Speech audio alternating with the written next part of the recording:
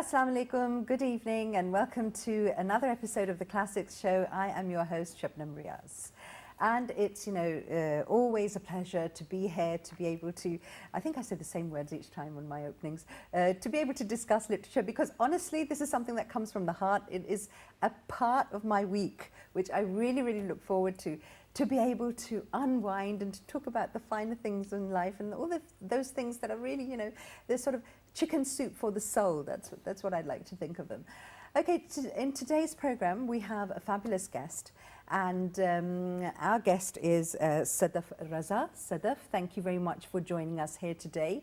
You are a writer, a poet, a Reiki master, and also a woman rights activist. Thank you very much. Thank you, Shabnum, for inviting me. Right. So the thing is that, before we started recording, we had quite a lot of a conversation, which I think, if that had been taped as well, that would have made it wonderful viewing for everyone who's watching. It's fascinating to see that a human being is basically a container of emotions. A container of feelings. Now, some people will be able to get those feelings out, some will be able to keep them inside, but to be able to express all that in poetry, how much of a challenge do you think that is? And can anybody be a poet? What do you think? Well, it depends. It depends on your path. It depends on your journey. Well, I started as someone who was observing things and then feeling them. Writing for me was not that much easy, because when you write something, you are exposing a part of yourself which is very special. Sometimes you're very careful with our words said, whether we write them or say them, and we hold back the words. So writing is the same. And when you're writing about your emotions or what you're passing through, then you are constantly thinking that if I'm going to make this public, I'm going to be judged. And yes, this society is all about judgments. They do not look at who you are, but what you are saying and doing. So you're feeling that you'll be judged. And then you are censoring your own emotions and your own words, and you're limiting yourself. But I guess, and I believe that this was not my path. My path was to come out open, to open my heart and to convey whatever I was feeling. Because yes, it was doing catharsis, making me deal with that part of my life which was difficult to deal with otherwise. But it was also making me honest and getting me connected to that part of myself which we call soul. So when I write from my soul, from my heart. So yes, it is difficult, and yes, judgment is passed, and yes, you are ridiculed, but then this is your journey, your path, you need to do it. Absolutely, you summed it up so beautifully. That one, because I write poetry too, I can absolutely identify with what you're saying. It is that connection with your inner self. How it's when we go through this mechanical, digitalized, very fast moving, very fast-paced life that we are used to, it's almost as if we are losing that connection with ourselves. I've read your poetry. It's very, very intense. It's very, very moving, very vivid. How easy was it for you, being a woman, and then also talking about, of course, your experiences were in there as well. How difficult or easy was it for you to be able to make that transition from inside to outside and onto paper? Well, it's not easy. It's really not easy. Because as I said, that you need to first recognize who you are. And when you recognize who you are, or where you stand, then things become easier. And yes, as I have said, that you are judged. And this fast-paced world where there is material connections and networking, and people meet because there is some objective behind, People do things because they're motivated by certain things. And in that absolute, very sensible world, a person who just let loose whatever is there is very difficult. Is very difficult. But then this is what I understand, that I need to be that person.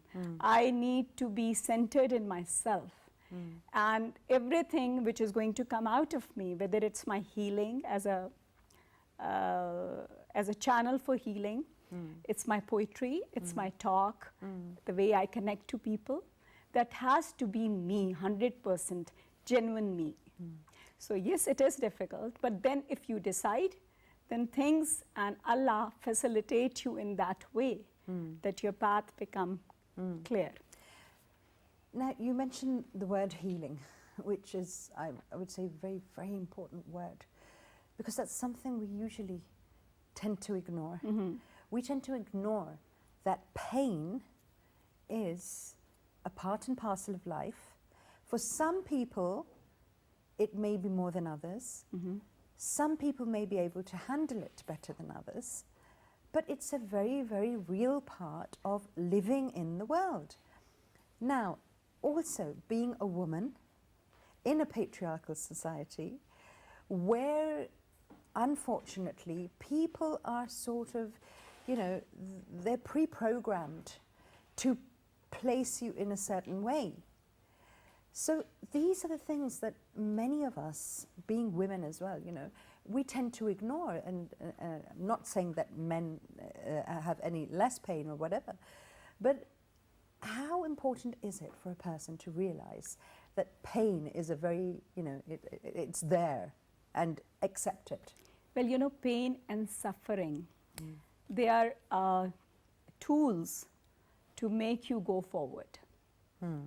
Allah puts you into a certain situation, and this is where I speak as a Reiki, practitioner, master, teacher, whatever you call it.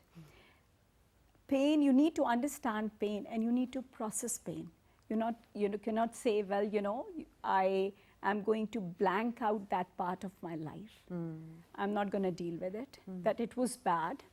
Or there's another side of it, which is there in this society, 90%, that when there comes pain, you feel that you have become a victim.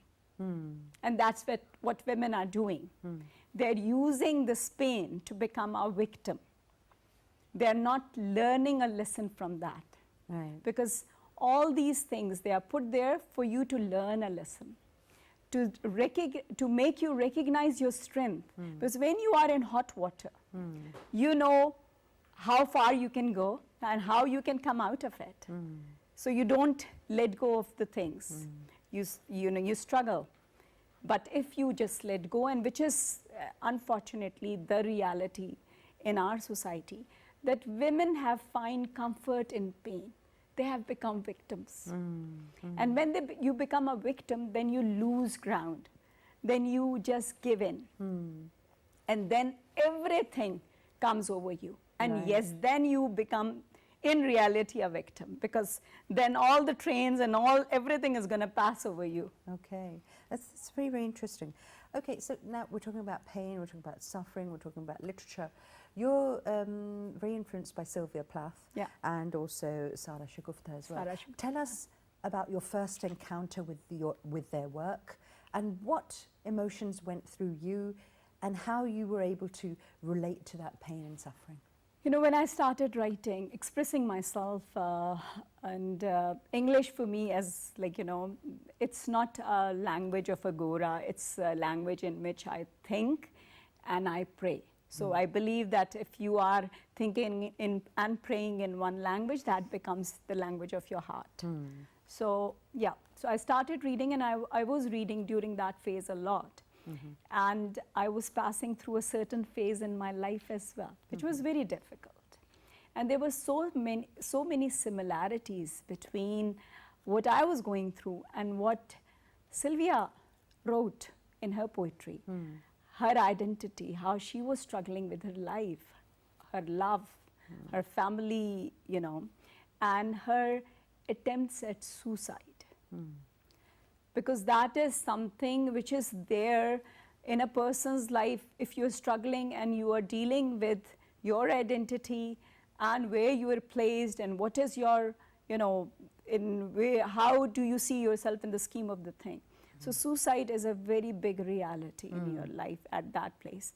And yes, I do not say that people who are cowards, they commit suicide. It requires a lot of courage. So yes, when I used to read Sylvia and I used to find similarities, something used to echo within me. Because there was this woman, beautiful, young, talented, dynamic, and that intellectual. Women are not taken as intellectual beings. We are, they say we don't have brain. There's a phrase that is used very, very commonly. And each time it's used, I'm like, what? And that phrase is beauty with brains. And honestly, when you come across that phrase, for a second, it may be said as a compliment. But I honestly, it bothers me. And I'll be like, well, hello. Isn't every human being supposed to have a brain, number one? Beautiful or not, that's a debatable thing. And why is it considered that a woman having a brain or being intellectual, superior or intellectually, profound or visible in any way, is supposed to shock you?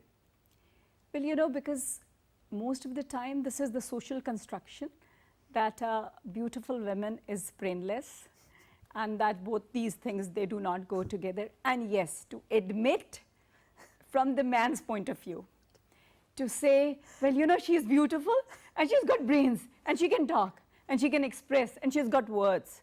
It's a big challenge. I sometimes see and look at people. They struggle with and yes, the pain inside of them, the way these words struggle, they come out of it. Oh yes, well, I'm really fascinated by you. We would have had to have a male guest on the show to counter that, to get his point of view. But I'll definitely raise that in a future program. That why would an attractive woman who is intellectual, who can carry on an intelligent conversation, why should she make you uncomfortable? Because women beauties is linked with pleasuring men. And it also has nothing to do with it. And they want a more submissive side, maybe. Because, a beautiful woman can have a beautiful smile and she can sit docile and not question and not demand and not express what she's passing through or what she's thinking. So that is very acceptable to the society and to the men. Well, not in all men are like of course that. Not. And the society is changing. Yes, definitely. And yes, with this new generation, there are a lot of thinking beings on both sides. Absolutely. I mean, just to keep the peace here, there are many men who we know who are, who can accept a woman for who she is, exactly it's her personality and the whole package. So we're not identifying you in any way. But then, of course, when a person speaks, it's about the majority. It's about the majority, the setup of the culture. Unfortunately, that is what we see. That is how, So women also criticize other women and make it hard for them. So then men aren't all the only ones to blame, are they? It's not that we do not place men and women in different categories and we say, you are my foe and you are my friend. It's not like that. It's basically patriarchy we are talking about here.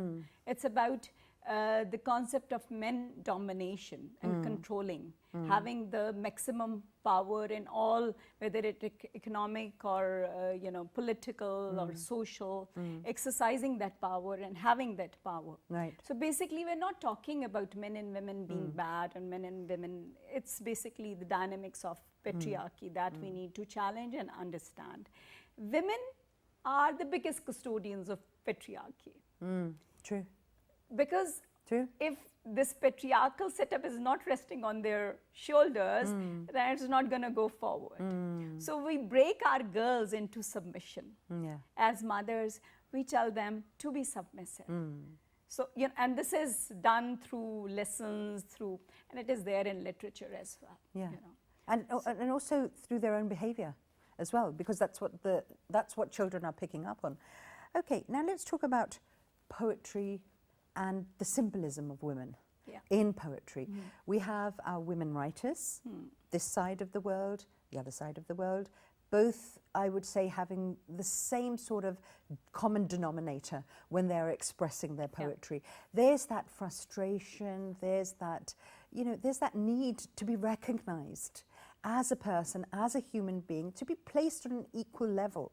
So we have that. Then also there's the use of the woman in poetry, and something very interesting we were talking about, that a lot of Urdu poetry is placed by male writers, but through the expression of a woman. Yeah. Tell us about that. Okay, let's start with Sylvia and Sarah. And what is the similarity between the two, and the point where I relate to both of them? Sarah was this woman who was infamous. She was never taken as a serious poet, as a writer. The husbands she had, the multiple husbands she had, and that was the way she was defined. Because, a man can have wives, a woman cannot marry.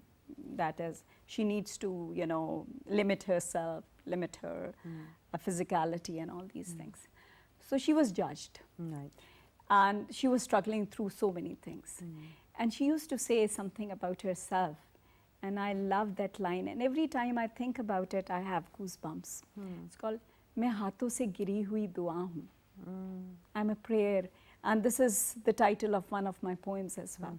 I'm a prayer dropped from hands. She was struggling for her love to be recognized. Because when women loves someone or something, it's an absolute, it's like, complete, absolute devotion. Yeah. And during that process, she inhalate herself. There is no, she... It's selfless. Selfless, she loses her being. And that is why the male writers, when they started writing about approaching God, they used a women voice. Because her love is that, because then that love is mirrored into her devotion to her children as well, and that's to what the I was family. going to say. How much is the maternal factor? Yeah, here? because it's inbuilt in her. And when we approach God as well, we say the way He loves us is like a mother, like 70 mothers. Yeah. So it is like that. So that is the place. That is the place. So you look at Sylvia, a different society, husband a famous poet, but she herself more talented, but still struggling, still trying to understand why I am not enough, why he has to go to other women, why my intellect, my physicality, and my emotions, they are not fulfilling him at that level. So she's passing through the same struggles. And then, yes, both of them, they took their life. Both of them, at some point, they tried multiple times. Both of them tried multiple times. And finally, they succeeded. Because at a certain point, when you're for a thinking, feeling being, it becomes very difficult. And if you do not have the support of a family, of a, friends or a society, or even in Pakistan, the state, if you're not provided food. There was one incident in Sarah's life where she has to carry her newborn in some towels from the hospital. So, there are these things. So, economic factor is very much there as well. So, yes, women do, and men same. So, if you're a thinking, feeling being, this life is very difficult for you. And you're made into that. God wants you to basically recognize who you are and then start your journey. So at that time in my life, I was very much passing through what these women were passing through. You could relate absolutely to that, and that is where you then develop. Is that then what prompted you to write, or was it just the gathering of everything inside and then later on? I always believed that I had a lot to say. Okay. I'm a very expressive person. I say it with my, in my talks, and I talk a lot. it's not that, and yes, this is one label which is put on women as well. They talk a lot. because they have a lot to Which say. is extremely sexist, because I think that if you take yourself randomly and analyze the situation in any gathering, you will find, I honestly observe this, the women are quieter and it's the men who are speaking non-stop and going on and on and on. And I really want to say at that time to interrupt them and say, excuse me. But you know, this is when the labels are put, it's the women, they say that who talk a lot. Yeah. And then they say, well, you know, half of the time they're not making sense because... Again. So it's, you know, when men and women talk, they talk differently as well. Yeah. Men are very, you know, to the point. Women talk around the point because they have a lot to say. So I always had a lot to say. Okay. Writing for me was just one expression or one, you know, expression of it, you can say. I started using words.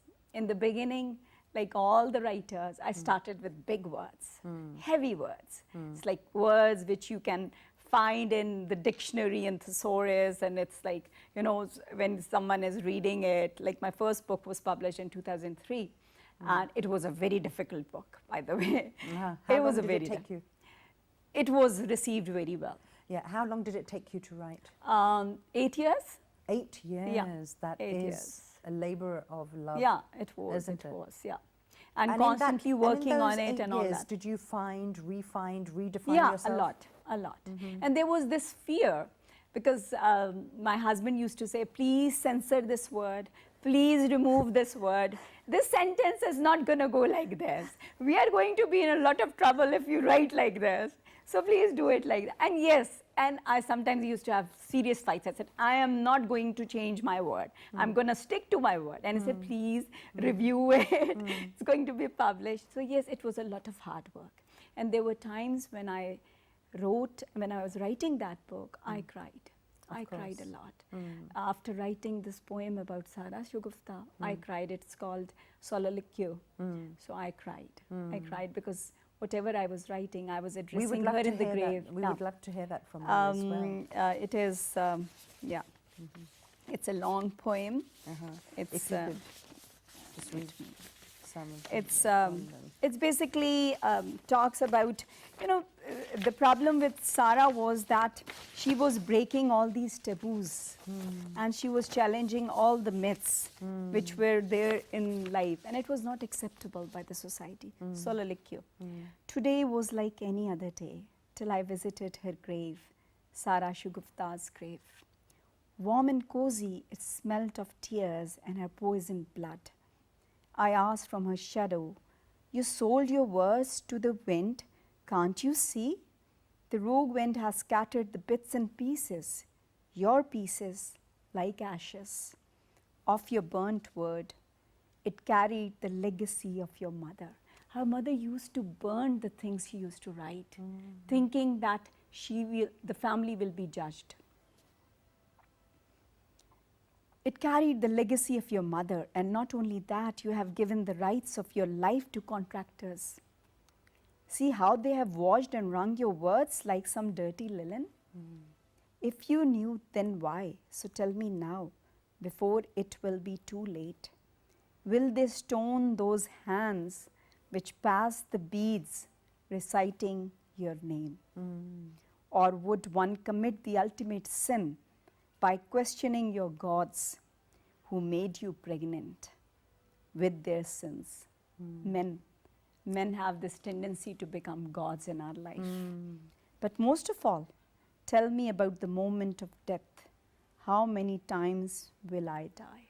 It's just some parts of it. Absolutely beautiful. Very, very moving. And again, you know, it just why there's so many questions that come to your mind when you read something like that, and you think to yourself that why is it that, I mean, it's not just something, it's a lot more in our region of the world, but what's good for the goose is never good for the gander. We have this divide where boys will be boys, men will be men, and it's the women you have to control, and you have to judge the temperature of your household and the image of your household based on a woman's reputation. Why? Honor is a social construct. they usually say gender is a social construct. But I say, as a women rights activist and someone who's been working very closely on women issues for a very long time, honor is a social construct. And it is constructed to suit certain section of the society. So it is honorable to kill a woman when she dishonors the family. And dishonoring the family as Yes. as pronounced by a male member. Yes, or that's even what female I'm members. yeah. Exactly. But it's completely honorable as well that a dishonored woman can be raped by multiple men, and then the honor of the family is avenged. So if you look at the whole construction of this scenario, where do you see honor? Exactly. The honor resides in the body of the women. It is placed there very conveniently, because then as men you do not take responsibility. Your actions fall outside this area of honor. So what you are doing is you're not answerable to anyone, because you are not into that construction of what society and you see as honor. But yes, as a woman, your every step is judged. Whatever you say, you do, and decisions you make, you need to consider men honor, family honor, because you're carrying it in your body. So this is all constructed to suit patriarchy, because patriarchy needs to control the power, women having decision making, yeah, their access to money, access to public space, how do they exercise themselves in any arena. Yes, exactly, Sadaf. And the thing is that the first step is to control the mind.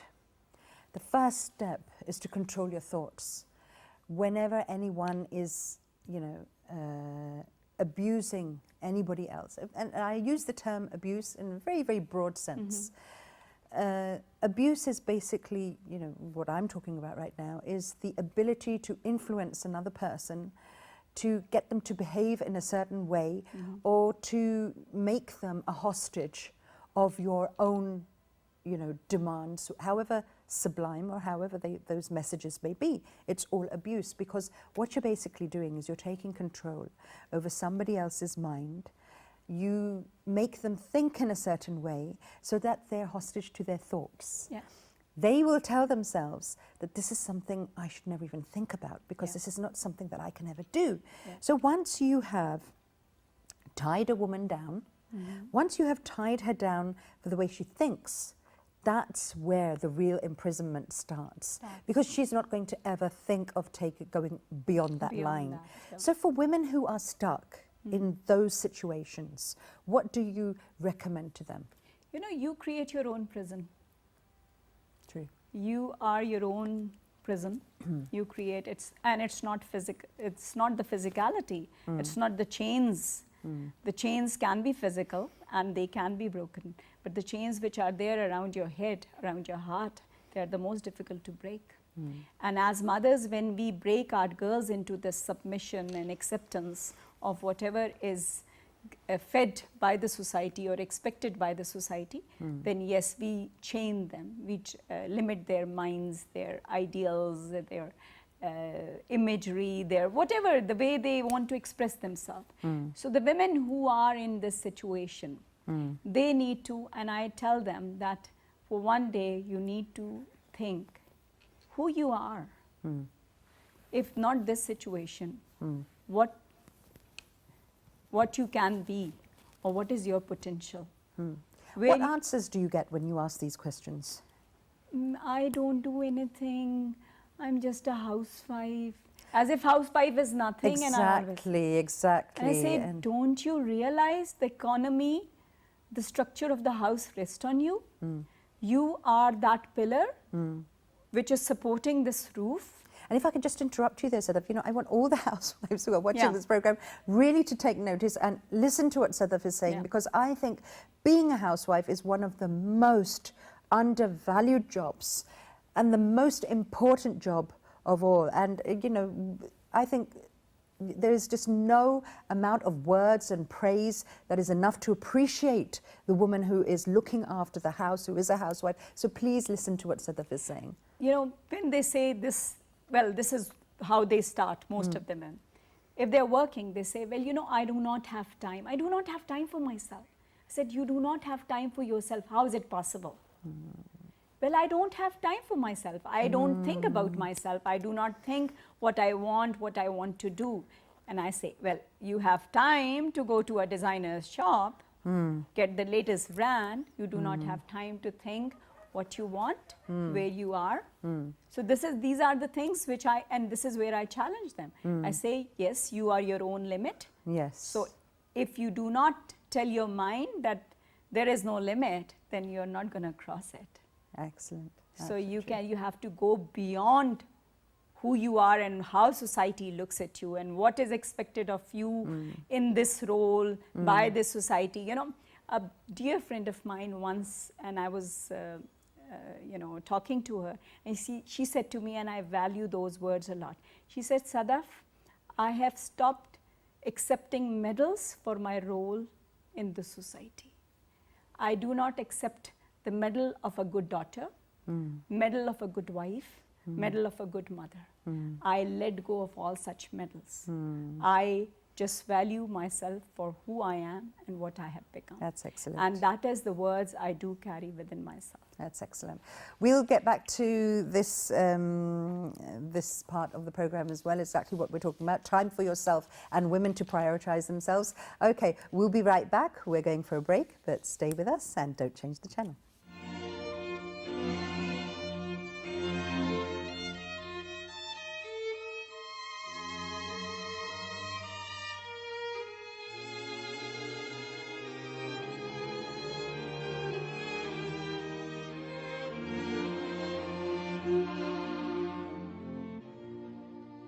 Okay, welcome back to the program. We have our delightful guest with us, Sadaf Raza, and we're really enjoying talking to her. She's a women's rights activist, writer, poet, Reiki master, and there's just so much she has to offer. We've been having a wonderful conversation. Okay, we were talking about honor before, and I have a poem from my book that I would like to share. The definition of honor, I think honor is one of the most abused words that we have in our society at the moment. It's something that is used against women so liberally, and it's become sort of a curse for them. So this is the poem that I'd like to share from my book. It's called The Dishonored One. She was created after you, not as an afterthought, but because you needed companionship, to share moments and to give each other strength. You may have walked on the moon and changed history, but she was given a miracle that no man could ever boast of. The marvel of giving life as ordained by the Creator. It was she who gave you those sons who went to war and then nursed back the wounded from the wars you started. She gave you might in more ways than one and stood side by side, working in fields waiting to be harvested and in making houses into homes. So then why, in this world, did you abuse her and strip her of all honor? Robbing her pride, and made being feminine a curse for her to bear. But when all will stand equal in front of the Lord, when that day will come, she will look into your eyes and ask, who is the dishonored one now? Beautiful. Thank you. Beautiful. Thank you, Sadaf. Why is it being used as a curse against women, and how can they? Well, you know, it's like being a woman is never in itself a medal. It used to be in pagan times. When you go back in history, prehistoric societies you study, it was, women was the one connected to the divine, to the earth. She had the knowledge of each and everything. But then that knowledge was challenged because with knowledge comes power. And she had that power and she had that connection. And then strangely, there was a life coming out of her. You see a flower bloom in the wilderness, and then one day you see a life coming out of her. And for some, it was very difficult to process. and the society at that point was into acquisitions and, what stands for power and control and all these things. Women became property. So, all these things, and how many houses, land, women you have, that stands for the power. So all these constructions, thousands and thousands of years of construction of what we see women, and then we say it's not something which happened in like few years. Of course. It's a whole history of how women, her being is constructed and how she's perceived. So yes, there is no part of her was ever exalted. She was always a curse, always that sin, always that negative force near to the, that's why women were considered witches, never prophets. Yes. So even the negative connotation was there even with that connection. So when you look at history in that way, you see a lot of things make sense. What we practice now has a background. So this is why. Right. Sadaf, tell us about both. You have 2 books at the moment. Yeah. Tell us about both of them, and do share. I know that there's something you want to share with us. Well, the first one was Like a Sleepwalker. It was published in 2003. It was me talking about a vulnerable girl, me saying, I am not that girl, she was someone else. Because it, again, as I said before, it requires a lot of courage to come out and show your emotions for people to dissect and pass judgment. So my first book was Like a Sleepwalker, very well received. And then there was a long gap. Second book, Write Me in Red. Write Me in Red was published in 2012. This is the book I have. Right. The tone is different. Right. This is where the women are questioning. The writer, myself, I am not something to walk on. You're not a victim, you're not reactionary. Yeah. Now you're asking questions. I stand my ground. You're taking the assertive role. Yeah. Okay. I stand my ground and I question. Right. And I say, it is because I have given you this ground that you made me into this. Now I am taking back all that and I am using my voice. Right. Here this poem, it is about, and this is what I say, that when I write in English, I write about the issues which concerns us. So there is this poem, it's called Smithereen. And there is this woman in a village and her daughters are raped. They are gang raped, and this poem mirrors the honor context that we have and the misery of this woman who is a widow as well. She's not thinking about the victims as her daughters. She's thinking about her family honor being made a victim. So this is what they are. After they raped my daughters, I lined the road leading to my door with smithereens, a litany of my once red and green bangles. They came in hordes to break my bangles when my husband died. I stopped them, they gossiped. But who cared? My honor was intact then. My daughters are virgins no more. I washed their inside with bare hands, and when they yelled, I said no enemy seed would sprout in my womb. My tears are gone. When my husband died, a flood came out of my eyes. Now nothing comes but dry sobs. I thought of killing my daughters. I said, Bashira, Sharifa, Nazira te Fatima, Zer pile, kaanch phank le. I pounded my bangles and made a powder. Take a spoonful each and end the misery of the remaining lifetime. They shook with fear, pathetic girls. I am sure they must have opened up their legs far and wide. Phantom women, my feeble bones cannot force my will on their lithe bodies. So I said, what now? And they bowed their heads. In my dreams, I have seen them wearing red bridal dresses, with bowed heads, not with shame, but from shyness. Ha, ha, a mockery of all my dreams. What now? Who will accept you all? Where we will go to die? Who will give me kafan for our village folk? Your aunts would not let us live or even die in peace. What now? The walls are silent, so were my girls, with nothing to do. I lined the road leading to our door with my broken bangles. And that is her act of defiance. She can only break her bangles and she can only put it there towards that road which comes, or comes to her house. So whoever comes will probably prick their the souls of the feet. Yeah. That's so heartbreaking. And you've defined it so well, you've written it so well. The predicament of a woman not even being allowed to be a victim, actually. Yeah. I mean, she even cannot own the fact that she has been violated. It's not about, in our society, unfortunately, when something like this happens, it's the family honor which is compromised. It's not the pain of that person going through the trauma. The trauma is never addressed. It is the social connotations and all these things which we talk about. And this is where the misery is compounded. We do not pay attention to her physical misery. We talk about what will happen to the family. What will be the future of this girl? Where we are going to go and live now. So, all these constructions have made life really miserable for women. Absolutely true.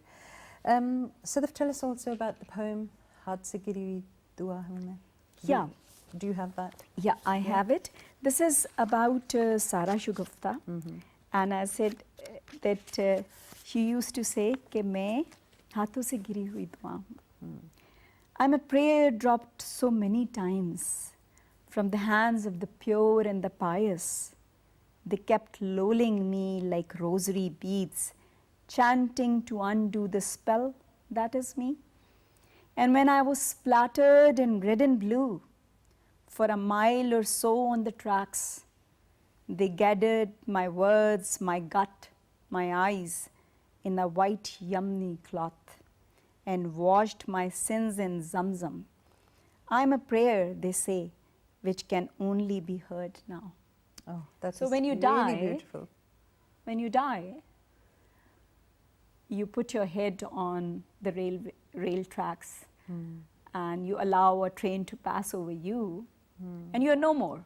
Then your words and your being is accepted. And then you become, and your sins are washed only then. So this is absolutely beautiful. We talked about pain, we talked about accepting pain, how to deal with it. Of course, you're involved in Reiki as well, so you're an expert on that. Tell us that, you said a woman has to, not just a woman, let's talk about human beings, women in particular, a human being as well. The world is out there to judge. It's harder for a woman. Where does a person get the armor from to shield themselves from that judgment and from the brutalities of society? Well, in my journey, and then it's different for everyone, so I can't say for everyone. It's in my journey, I was helped by some beautiful people, my husband, my family. And yes, at a certain stage, when people are doing networking and making connections and moving forward for a certain objective, I discovered that no matter where I am, if I'm sitting here, if I am talking to an audience of, let's say, 1,000, if I'm the most famous, if I'm the most important, the most beautiful, the most powerful, the most rich, I still have to go back with the true self, me. So I need to nurture that me. I need to make that inner me strong, because that is where I go back to. I can be in the world, and the world is a beautiful place. But this world has no meaning and no comfort if the inner world is ravaged and if there is nothing inside. Is that a reason why so many people are scared of being alone? Because then you have to deal with yourself, and you haven't done that for so many years. You've been actually abusing yourself in so many ways. And then all of a sudden, when you find that you don't have those people around you or those distractions, here you are alone with your thoughts, and then panic sets in. Because then you think, oh my God, I'm alone. Why are people scared of being alone? Because, you know, what we have done is that we have distracted this inner voice, which is constantly calling us, hold back, stay, center yourself, ground yourself, be yourself. And we are constantly ignoring that, and we reaching out. We are trying to become something with society. So if I'm going to wear this latest brand, I'm not going to name any brand, so I'm going to look beautiful. If I'm going to put this lipstick, then I'm going to look beautiful. If I'm going to go there, then I'll be connected. People look at me and they say, oh, well, you know, she is she. So we have ignored that inner thing, and we are reaching out, we are going out, and we are involving ourselves in these mundane activities. So what we lose is connection with who we are, and that voice become less and less and less. And then what happens, that you can have this world for a very short time. And it's superficial. And it is like, it has no meaning. And this is, I have discovered. I have discovered that I am standing before people, and the people are looking at me, and there's a lot of love and, you know, adoration, and there's a lot of emotions coming from them. But that moment is very small, because that is their emotions. I am myself. If I am inside not beautiful, if I am not fulfilled, if I am not complete inside, then it has no meaning. It's going to disappear the moment it's going to end. And this is what's happening with most of the people. Okay, that's very, very interesting what you're saying. Now, let's talk about today's world, We have social media, so we have this illusion that we have many friends. 5-minute fame for everyone. A quick, sort of a quick fix for everything. Breakups, engagements, divorces, whatever. That the whole sort of spectrum of emotions is there, and with some you connect, with some you disconnect. It's this roller coaster that's going on all the time. Okay, so what happens is that, tell me this, people, you know, you hear many people saying that, you know, we don't have many friends, we hardly have any friends. We're at home, or we don't go out that much, we're not really that social. Is that what defines happiness? Is that what defines? So for them as well, can you tell them something as well? Loneliness, being alone is different. Feeling lonely is totally different. I can be alone and I can be the most happiest person, the most busy. You can create a world around you, within you. There is this dialogue going on constantly inside your head. You're talking to someone, and that someone is talking back. It's not that it's just a monologue. Yes, you're getting the answers. So lonely is when you are projected outside. It's like lonely is when if I do not have friends, then what I do? Like, I don't know how to kill hours. I have got like 5 hours. My friends are going to meet me after 5 hours. What I'm going to do in 5 hours?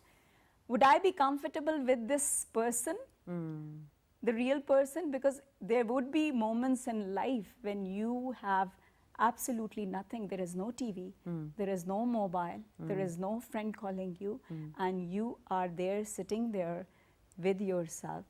Are you going to be comfortable with that person? The $1 million question. Yes. If you're not happy and comfortable with this person, then why do you expect the world is going to be happy and comfortable? That is amazing. Absolutely golden words from you, Sadaf. It's been a fantastic program. Unfortunately, we've run out of time. Thank you so much for being here, and we've really, really enjoyed talking to you. Thank you. Thank you so much for inviting me. Okay, and we're at the end of today's program. I certainly picked up so much from Sadaf. There's so much to learn, so much for us to reflect on, so much that we ignore. It's, you know, I say this time and time again, it's time for us to slow down a bit. Have that part of the day, or maybe some part during the week, where you can take time out for yourself and make yourself first, because, you know, if you don't like yourself, then how can you expect anyone else to? So, okay, until next time, stay happy and stay blessed. Bye-bye.